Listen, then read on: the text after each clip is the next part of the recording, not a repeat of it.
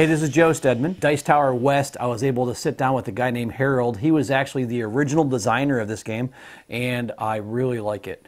It's tanks, and it's a tank duel. Me versus you, I'm going to blow you up, or you're going to blow me up. And it's fast. It's kind of like Harold described it as a wargamer's party game. So let me dive right in and show you how it works and give you some thoughts and try to convince you to go buy a copy. So, Tank Duel by GMT. It is a 2 or more player game. You could play with theoretically a bunch of people, every person representing a tank, where each player gets to play the role of a tank, one or more tanks, and you will fight your opponent across the battlefield.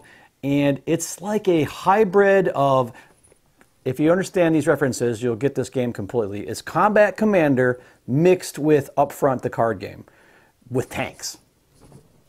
Everything is better with tanks. It's kind of like cheese. Tanks are the cheese of wargaming. If you add cheese to eggs, they're better. If you add tanks to a war game, they're better. If you add cheese to, what could you add cheese to, Monica? Broccoli. Broccoli and cheese. Broccoli by itself? But cheesy broccoli? Oh yeah. Now, a 2-player tactical game that's not Advanced Squad Leader? But a 2-player tactical game that's fun and light with tanks? Sign me up. Okay, so let's do a quick look of some of the components before I zoom in and kind of show you the basics of the gameplay. I'm not going to teach you how to play the game, but it's very light. You're going to get the typical GMT, some rules, well written, a playbook that's got some examples of play and a bunch of scenarios that you can play. You're going to get some counters.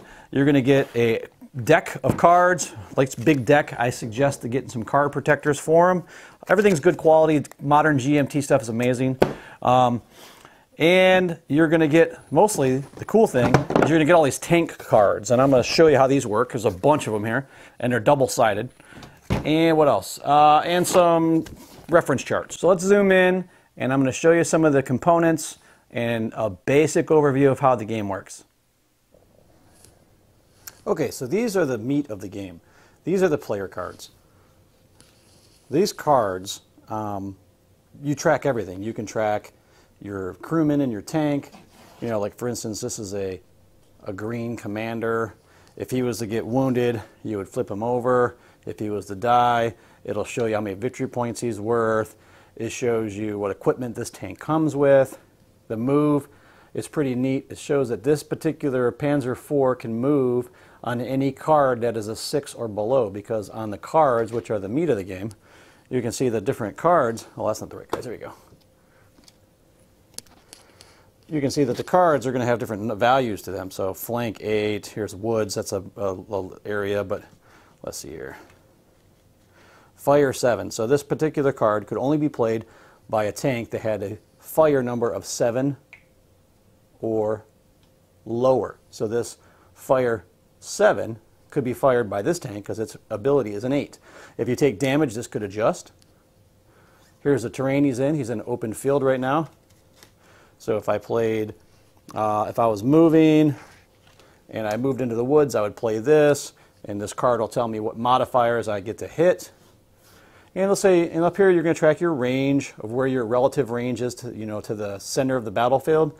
So I'm 1,000 yards or 1,000 meters. I say yards because I'm American, right? 1,000 yards from the center of the battlefield. If my opponent would be on the other side of the battlefield, so you take his range plus my range would give us the range apart from each other. And then you could look at this chart, and you would look at the range, and this will show you what number, what percentage do you have to roll to get a hit. So this say we're 1,000 yards. Let's say he's right at the 0. I'm 1,000. There's 1,072. I'm going to flip over the top card. This card, 13. So that 13 will tell me that I hit. Now I'd look at the penetration. So penetration's a 9. We look at the armor of that particular tank, and it's going to tell me the armor of the tank on the actual tank. It's going to show it right down here. So this particular tank, it's got track, hull, and turret. It's going to show me what armor value. So let's say I was shooting at a tank that had a 7, and I have a 9 penetration, so I'm going to penetrate. But there's always a chance you might not, so you have to flip over another card, and it's going to give a modifier to your hit. So this one says -1, so I had a 9, now it's down to an 8 for -1. I only had to reach a 7, so I still penetrated. And now that I penetrated, then we're going to flip again, and we're going to kind of see with the damage cards, there's a deck for damage that's going to tell us what happened. So here you got the battle card, or I'm sorry, you got damage cards here somewhere. Here's a damage card, and a damage card is going to tell me what happened to my tank, based on if it was a heavy hit, a light damage, or heavy damage, and it's pretty simple to follow. The game actually flows pretty fast. Let's look through some of the other cards.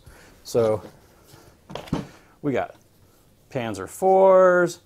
Here's another Panzer IV. You got different. Oh, here we go. Here's a Tiger. Our Tiger. Here's a Panther. Let's look at some of the Russians here we got. We got a IS-2, JS-2. Some people, you know, we got. There's a T-34-85, and that's it. It's just a light game. So you've seen how the game works. It's really light. If you're super analytical, super historical, you may get irritated at some of the crazy stuff that can happen, but you got to turn on that fun war movie type brain. You're watching Kelly's Heroes or a tank battle, and crazy stuff could happen, but it's fun. It's light. I played this multiple times at Dice Tower West, and we had some crazy stuff. I played a Tiger tank versus 2 guys with T-34s, and I just kept on blowing up their T-34s. We're almost out of time. We're running out of cards. The game was almost over with, and they immobilized my Tiger tank. And if it would have went 1 more or 2 more turns, they probably would have won, because all they had to do was kill my tank. But at the end, I won, and there's burning T-34s all around me. It was a great time. Let me tell you a few little things that might come up if you have questions about this. One, how hard are the rules? They're a program rule book. It's not that difficult. Then again, I did learn from one of the designers, or the original designer, before he handed it off to the actual design team. But it was super easy to pick up, especially if you're a war gamer, or if you've played Upfront, or if you've played Combat Commander. Ages, I'm very comfortable teaching my 11-year-old to play this game. I don't think he'll have any time or any hard time at all picking this up. And gameplay, really the gameplay is determined on how long you want to play. I mean, basic scenarios, you're going to go through this deck, and it could take anywhere from a half an hour to an hour, and I wanted to play longer when we were playing, so we actually wanted to shuffle in a few more times so we wouldn't get through the deck. You don't have an 11-year-old. A 12-year-old? Yeah. My 12-year-old. So, there you go. Super love it. This will be a mainstay at my house, and I'm going to teach it to my boys, and I can see having some big tank rumbles. So, pick up a copy, GMT, and see you next time.